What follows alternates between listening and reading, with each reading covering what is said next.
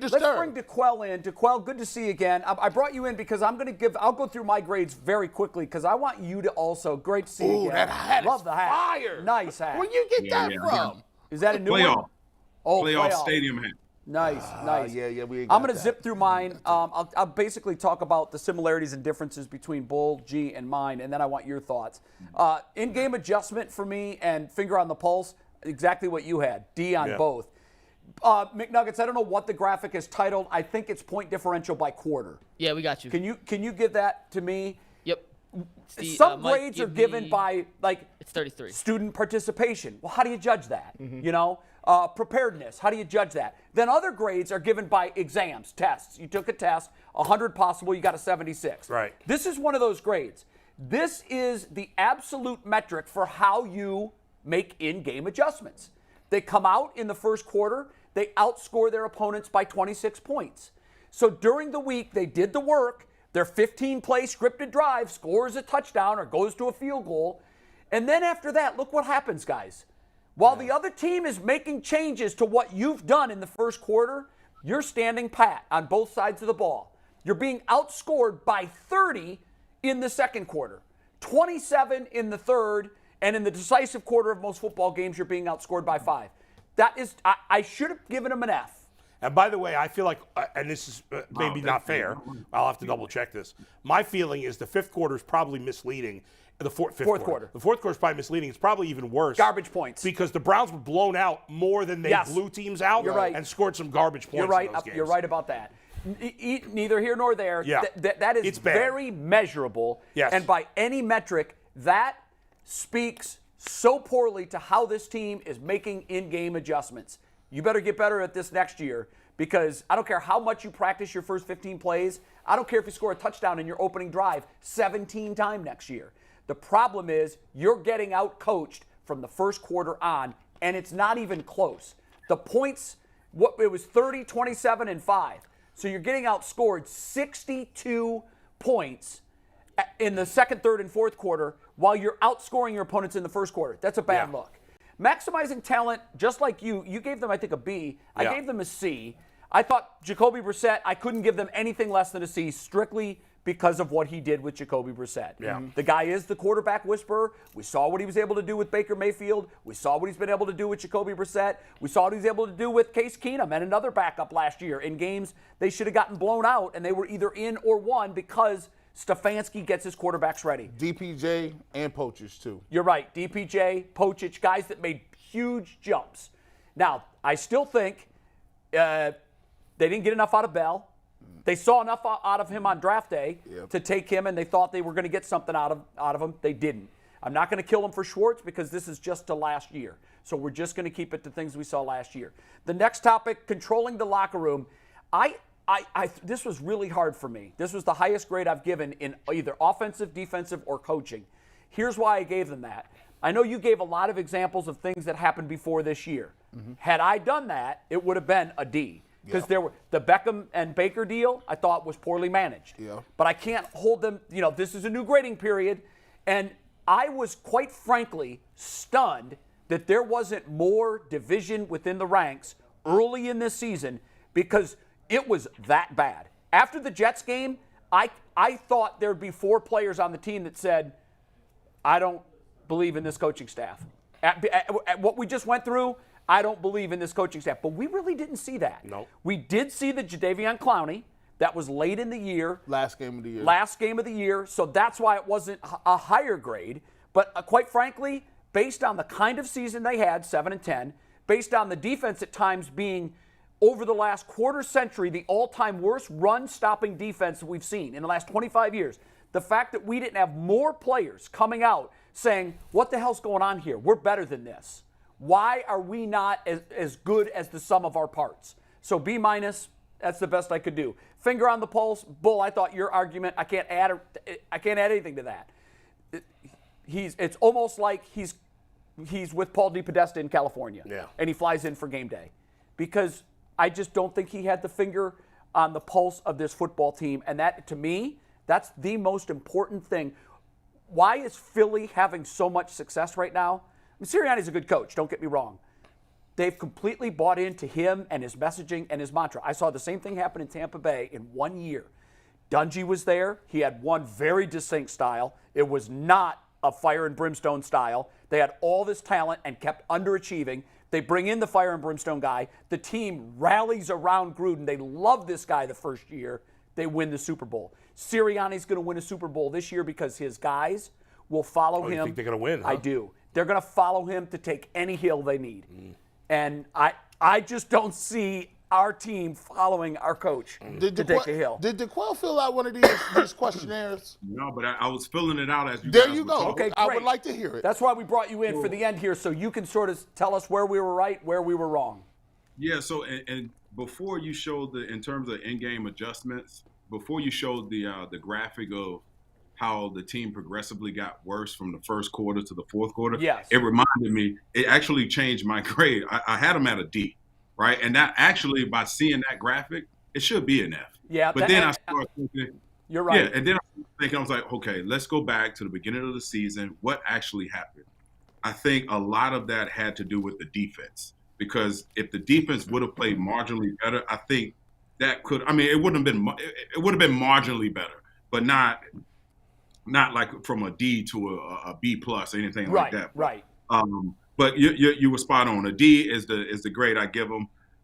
Listen, the first half of the season, Jacoby Brissett played well. This team played, productive football from the offensive side of the ball. But as we all know, as the game unfolded, once the opponents locked in on what they were actually doing, that creativeness wasn't there. It was very vanilla in terms of an offense. So, I'll stick with a D. Maximizing talent.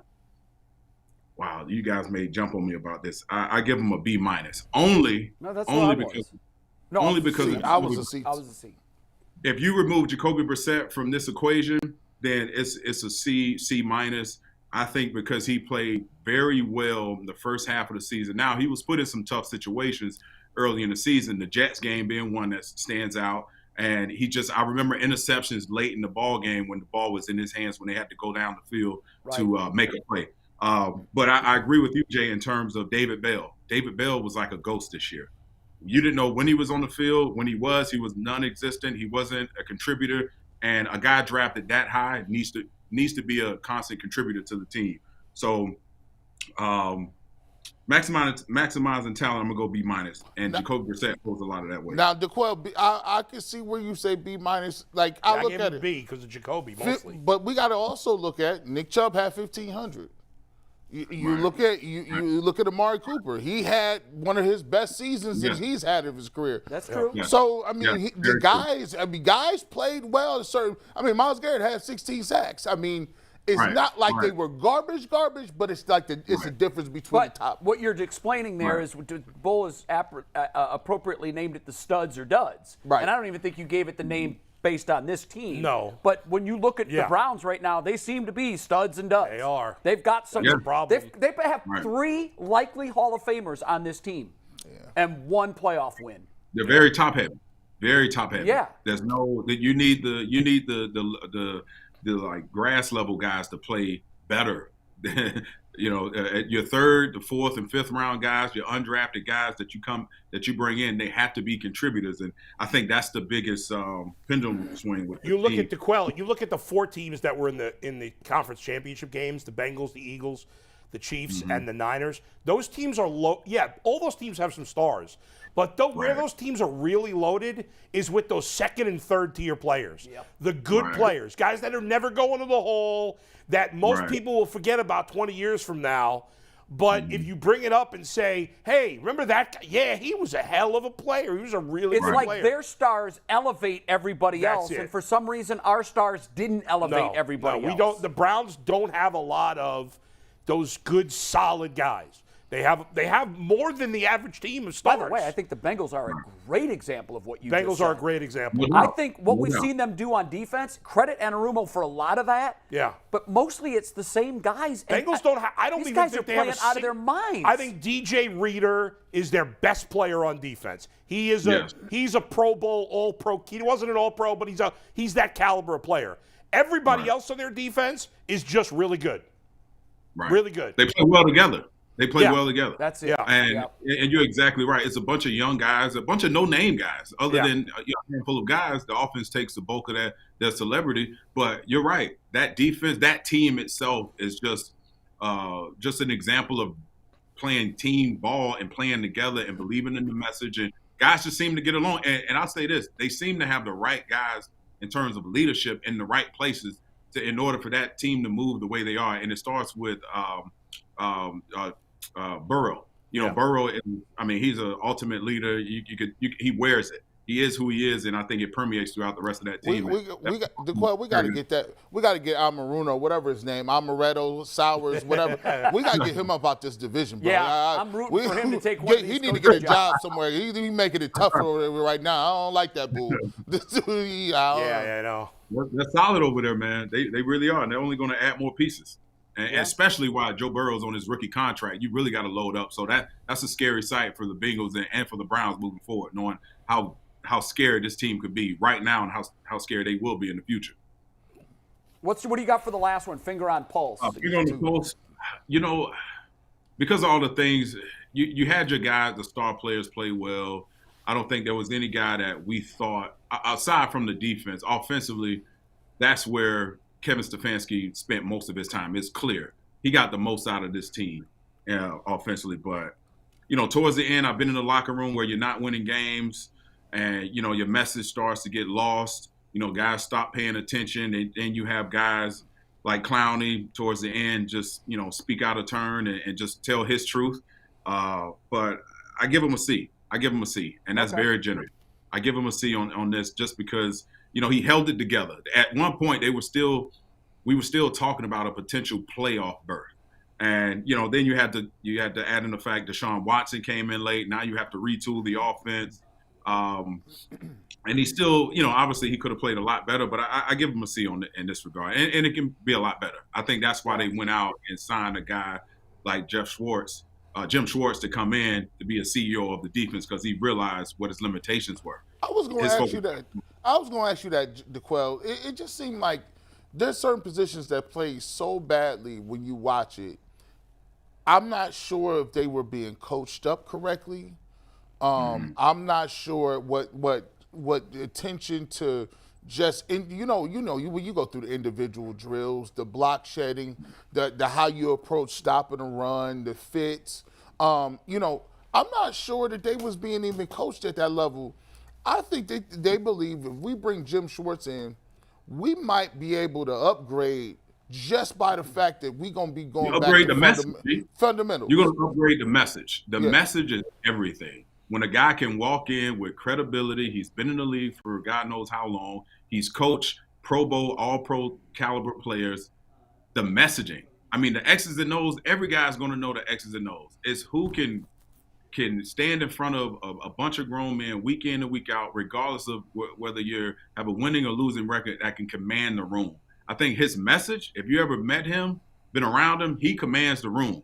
And he's going to – that, to me, is what was lost last year, and it became evident because if you're not demanding the room, then what type of demand are you putting on your position coaches to coach these guys up?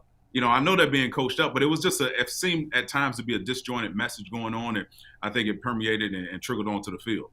Yeah, I don't think the passing game coordinator is going to say in an interview next year, if he's still here under Schwartz, the biggest problem we had with the Bengals was that they were playing without Chase and Higgins. That threw us for a loop. We were not ready for that. It's a good thing Tyler Boyd didn't get hurt. Otherwise, we would have been completely. Yeah, you take Boyd out of the game. And Burrow. Thank God Burrow stayed healthy. Because if you try to back up quarterback out there. You bring Brandon Allen in, we're not going to know what the hell's going on. We need to control alt delete. That's dirty. Those are the kinds of things, to your point about the other coaches, we sometimes fail to forget about them. When we fail to think about them, we just think about the defensive coordinator. Yeah. One thing, too, DeQuell, when I was making my grades, this is what happens when a coach is spending most of his focus on one side of the ball. I found myself, when we were doing the offensive and defensive grades earlier this week, I found myself almost exonerating Kevin Stefanski on the defense. Yep. When we talk about the defensive fails, we don't talk about Stefanski. We talk about Joe Woods.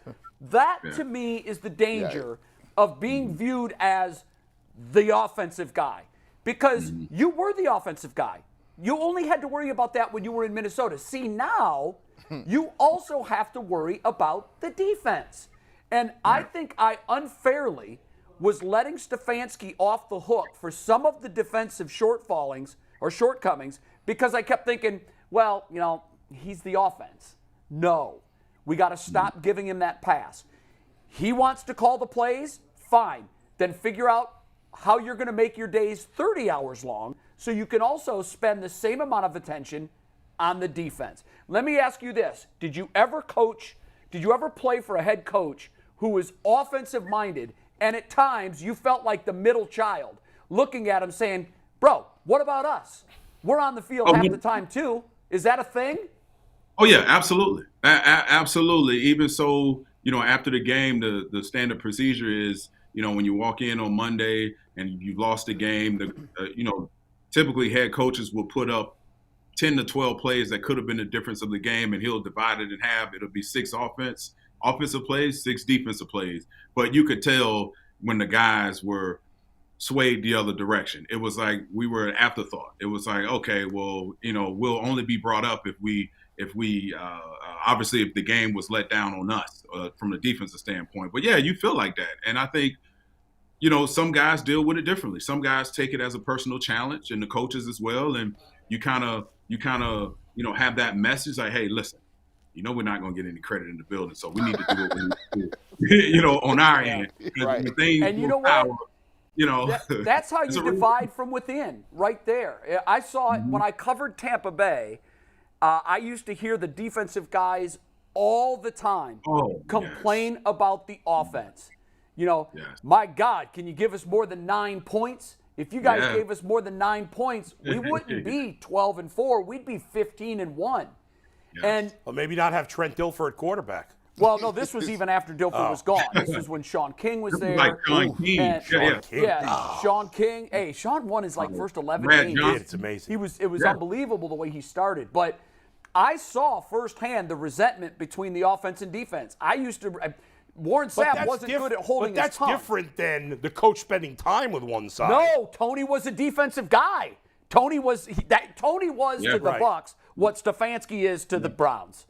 It could definitely divide a locker room. And Tony was, because he was spending he's the architect of the Tampa Cover 2. The cover 2. Mm-hmm. Right. Like he was so good on defense that he spent the bulk of his time where he knew what he was doing. And I think the offense was looking over at the defensive side saying, yo, Tony, we need some attention.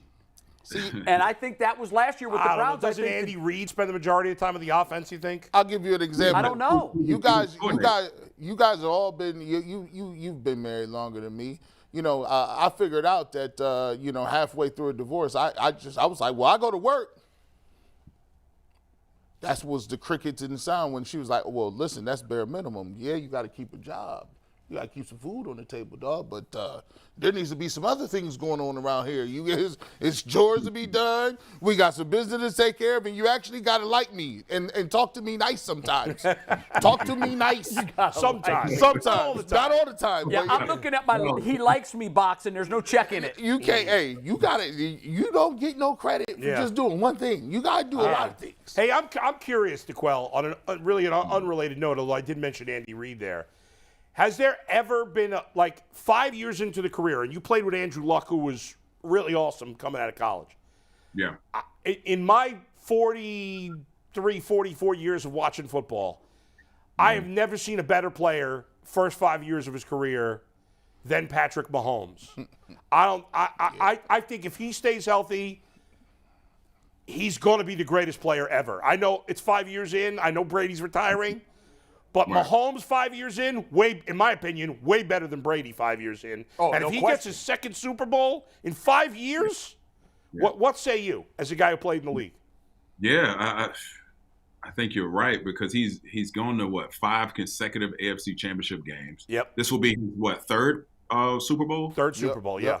Third Super Bowl. The only Andrew Luck is a great comparison, but Andrew Luck his first maybe 3 years. It was like first round of playoffs. Then he got to the second round of playoffs. Then he got the AFC Championship game. And then it kind of dropped off. Injuries kind of took over from there. But I can't think of another. And you got to. I can't think of another guy who's had more success other than Joe Burrow is creeping in that conversation. Right, but Joe's got to win a Super Bowl before he. As much as I love Joe, he's not in the conversation with Mahomes yet. He's in the conversation with everybody else. He's in the next tier. Yeah, and that's a small group. Yes. Yeah, and you got to remember, Mahomes has the individual statistics, the MVPs, the playoffs, the Super Bowl appearances. The skill. The skill is absurd. I mean, he's insane. The talent's insane. And he took over a team that wasn't bad. He took over a team that was, had a winning quarterback. So he stepped right in and propelled this team forward. But yeah, I think you're right. I can't think of anyone else that has this much. If he can stay healthy, and Andy Reid can keep adding pieces to help him out, if they can get a freaking running game. Oh, my God. Think about that, DeQuell. Think about that. His entire time there, outside of the 1 year with Kareem Hunt, he's never had a great running game. Now, I thought Pacheco played nice down the stretch, but he's never had a top runner except for that 1 year with Kareem Hunt. He lost his best receiver. I know he's got Kelsey, who's a Hall of Famer, best tight end ever, in my opinion, and he's phenomenal. Tyreek Hill's a top 5 wide receiver. He's gone. They replaced him with Juju Smith-Schuster, who's a decent player, but not anywhere close to Tyreek Hill. And the offense was better this year. It's crazy. So I can pretty much assume you got the Chiefs winning the Super Bowl. I do. I mean, I think the Eagles are phenomenal too. I think it's going to be a close game, a great game. But I'm not betting against Patrick Mahomes. Well, that dude in the last, I mean, the fact what he does with 20 seconds and 10 seconds and Chiefs game last year. Yeah. You know what? You know why, guys? I ultimately think the Chiefs are going to win the Super Bowl. I'm curious all your takes on this. Yeah. I feel like the Eagles have not been tested in 2 months. I don't think they have a weakness, though. Right. Whereas the Chiefs just beat their biggest nemesis. The Bengals are their biggest nemesis. The Bengals had beaten them 3 times in a row. That's why the Chiefs reacted the way they did when they won with all that trash talking, because they had been embarrassed by the Bengals for a year, and they beat them in a tight game when the Bengals had beat them in 3 straight tight games. But DeQuell, let me ask you and they got this. pushed. Like the Eagles, Yeah, have played a joke. But they played nobody. Sometimes, though, and DeQuell, I'm curious your takes on this. Sometimes. And I think the Bengals got caught up in this. The Bengals put so much into that Bills game, so much into it, that ultimately they weren't ready for their next opponent. I think the Bengals put so much, the Chiefs put so much into that Bengals game. All week they kept hearing about Burrowhead. You can't beat this team. Yeah. They have your number. Now, meantime, Philly, and their path has no question been easier to get to where they are. I think ultimately that will help them in the Super Bowl because they haven't been battle tested like this. Yeah. They haven't been pushed to the limit. They were resting their players in the 4th quarter of the championship game. Yeah.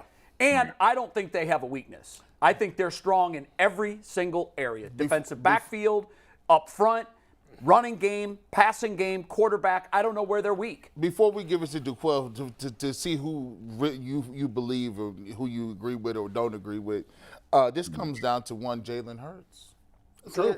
See, Jalen Hurts, you just go back to Alabama. See, they brought Tua in because they felt like Tua could get the job done on certain things because you was limited. Now you're going to have an opportunity to say, okay, I'm going head-to-head with Patrick Mahomes. And here's the thing. You're not going to be able to just run the ball. You're not going to be able to just scramble and get these plays. You're not going to be – if you play the Chiefs, we learned here in Cleveland when we had our one little cup of coffee, you're going to have to beat them.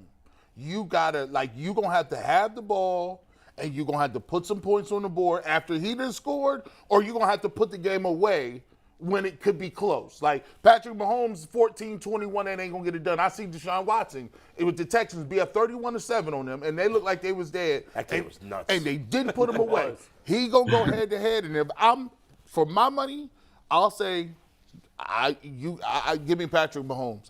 Who do you got, DeQuell? Yeah, so this game is very evenly matched, in my opinion. But the difference maker, for the Chiefs, I do lean more so towards the Chiefs, only if they're healthy. Because I don't know if you noticed in that game against the Bengals when Tony went out, the receiver, Juju Smith was out, and then you had to lean on your tight end. You had to bring in, you had to go to a block 'em up look where you had to bring Kelsey in to block. That's true. Chip. So that hurt them. So yeah, it hurt them bad. They stumbled a bit. They stubbed their toe a bit until they got a big rhythm. And then, Patrick Mahomes did what Patrick Mahomes does, make magical plays in the pocket. If they're not healthy and with their defense being a little, kind of that bend don't break type of mentality, this thing could easily, turn for the Eagles. But my pick, if they come out healthy, you get those two guys healthy, Juju Smith and Tony, I think that the Chiefs, it's going to be a close ball game. I don't think it's going to be a blowout by any stretch of the imagination. So I'm the only guy picking the Eagles here. Yeah, I'm going with the Chiefs. I think the Chiefs are this. The Eagles, this is the first time. I just think you don't win it. It's not their first time. They won 5 years ago, and they've got carryover on this roster. But not with this team, not with this quarterback. No, I think you're a right. lot has been given to them. I think to win the Super Bowl, you got to earn it. It takes the Chiefs. It's hard for me to go against Patrick Mahomes. The other thing too is you've had a high ankle. One leg. I'm guessing you've had a high ankle at some point. And when the game was over, everybody sort of exhaled because they're like, "Wow, now we've got 2 full weeks to get." 2 weeks is nothing for a high ankle sprain. Nothing. 2 weeks. He is going to at some point in the Super Bowl do what he did against the Bengals, put pressure on it with the wrong angle, and he's going to re-injure it, and it's a flare-up injury that, honest to God, truth be told, for everybody that's had the high ankle, they will know this is true. It takes 6 weeks of inactivity, no weight. I mean, you can put weight on it and walk, but no strenuous activities, no cutting, no running, none of that. And Mahomes does that. I don't think he's going to be 100%, and for that reason, but he wasn't 100% against the Bengals, and he didn't need to be because it was the Bengals. I just think if the Bengals had won, I would also be picking the Eagles. I just look at the Eagles roster. You'd mentioned this earlier. I did a serious roster inspection of the Eagles before the NFC Championship game. And I'm looking at it going, my God, how did they get all this talent? How did they do this? But the Chiefs are loaded with talent, too. They're loaded with talent, but I think the Chiefs have weaknesses. I don't think the Eagles do. I don't know. I mean, the Eagles have had like 2 first-round picks in like 2 of those. And since the 5 years they've had. That's how you do it. They've been top. But they've also gone out and acquired players. Yep. A.J. Brown. Hassan A.J. Reddick's Brown the best thing, free agent signing of the offseason. Unbelievable. And then they added in Ndamukong Suh. That was a trade. Right. For Reddick? Oh, Reddick. I thought you said No, A.J. Brown. A.J. Brown's a trade. Hassan Reddick was a free agent. Yeah. But the Brown thing, I'm still like, confused. I'm confused. how did that happen? How did that happen? Why? And then, the Ndamukong Suh, if he makes one big play in the Super Bowl, that Yeah, deal but is worth ultimately, it. guys, the Eagles were this good this year because Jalen Hurts went from just a guy to a MVP caliber player. I think he did that because of his head coach. I do. I think that's unfair to give the coach credit for why we get He's still hurt, by the way. not too much credit. But Not the too same much thing, credit. we're doing the same thing in Tua, in Miami with Tua. I'm still not sold on Tua. I'm more sold on Hurts than I am on Tua. I don't know that I'm sold on either guy. Here's what I am sold on. Yeah. They work with the guy that's there now and the people that are there If I had to now. bet on one of them being better in the next 5 years, I'd bet on Hurts over Tua. I would too. But I don't think that Hurts, we're never going to be talking about Hurts like we talk about Mahomes. Philly's going to win because they've got a capable quarterback. Kansas City's going to win because they have an all-time great quarterback. Agreed, but I think Hurts is better than capable at this point. He's got to prove it for more than 1 year. I agree with that. And DeQuell, it's about the system. It's about the system. By the way, guys, listen to this. The Saints are interviewing former Browns defensive coordinator Joe Woods for their D.C. job. He'll work again in the league. Joey Woods, what do you think about that? You going to call your buddies in New Orleans? Do you have any buddies? I do. Ross, he's over Locked On Saints. I hope they don't watch the Ultimate Cleveland Sports Show. He does. No, I'm hoping the Saints management does it. And McNuggets, don't forward that graphic to them. I will not. I do have two things for DeQuell, though. Yeah, what you got? Okay, DQ, this is the last time we're going to talk before I have to do stand-up comedy next week at a big Wait, you doing comedy stand-up club. comedy? Yeah, I lost dog. our fantasy league. I got to do stand-up DeQuell doesn't comedy. know I about got to this? open for Polk. I forgot about it. Yes, that's right. Wait, you're really doing this? Yeah. Next Wednesday. So if you can get a ride over here, bro.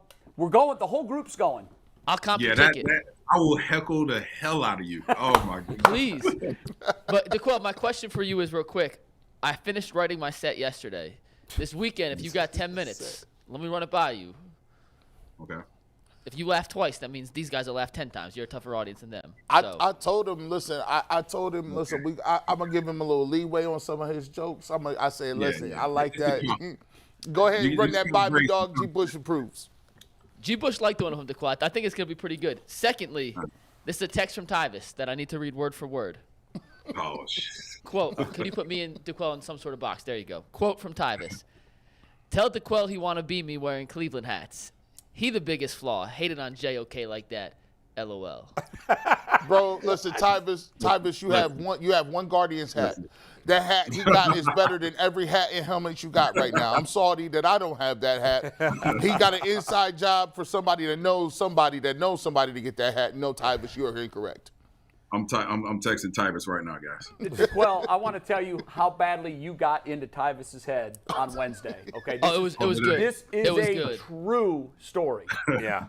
I was making a point to Tyvis about how we see ourselves and how that's so different from how everyone else sees us. Right. And what I said, Tyvis, when you look in the mirror, you see perfection. You don't see any flaws.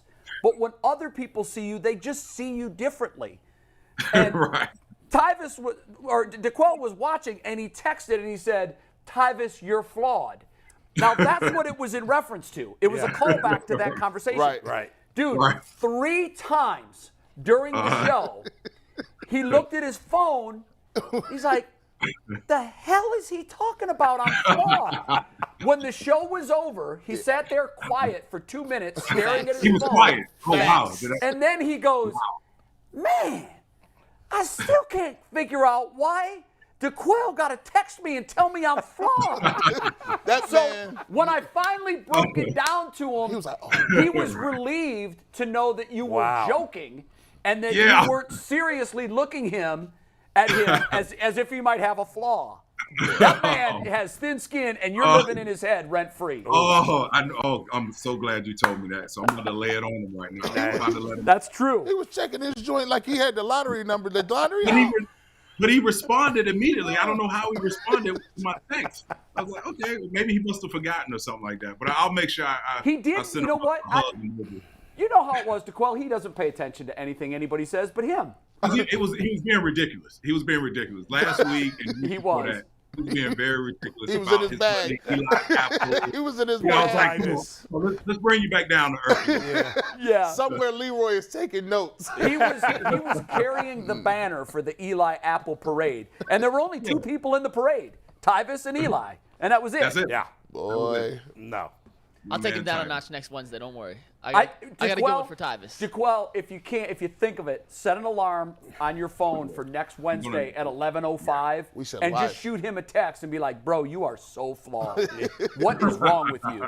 I'll remind you, DeQuell. I will remind you that that'll be a great way to start Wednesday's show. Video clip. It's like, bro, you're flawed. Yeah. Oh, we should do a cold open. We should do a cold open. I'll talk to you offline. We'll do a cold open. We'll start Wednesday's show with the message for Tyvis. He'll be so rattled. He'll need a standing 8 count before he can talk. It's gonna be rough. That's my guy. It's all in love, man. It's all in love.